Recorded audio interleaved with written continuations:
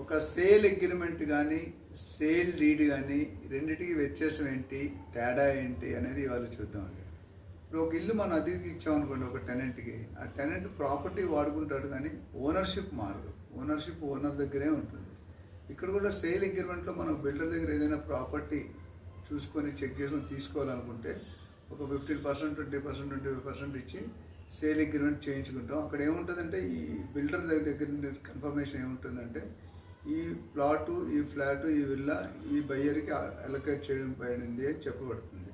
అదే sale deed అనేసరికి మొత్తం 100% పేమెంట్ వచ్చిన తర్వాత పొజిషన్ ముందు సేల్ డీడ్ ఎస్ఆర్ ఆఫీస్లో రిజిస్ట్రేషన్ చేస్తాం. రిజిస్ట్రేషన్ చేసినప్పుడు the ownership will get transferred from the builder or from the land owner to the buyer. ఇది దీని మధ్య డిఫరెన్స్. చాలామంది కన్ఫ్యూజ్ అవుతున్నారు.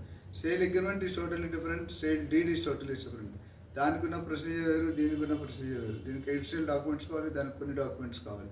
ఈ అగ్రిమెంట్లో కూడా అన్నీ కమిట్ అవుతారు. టెక్నికల్గా ఏమి ఇస్తాము, కమర్షియల్గా ఏమి ఇస్తాము, టైం పీరియడ్ ఏంటి, పెనాల్టీ క్లాజ్ ఏంటి, ఎగ్జిట్ క్లాజ్ ఏంటి, నోటీస్ పీరియడ్, ఇవన్నీ కూడా చాలా క్లియర్గా. సేల్ డీడ్ అంటే మొత్తం hand over, property hand over position ఇచ్చేస్తాం మనకి. ఇది రెండింటికి తాలూకు డిఫరెన్స్.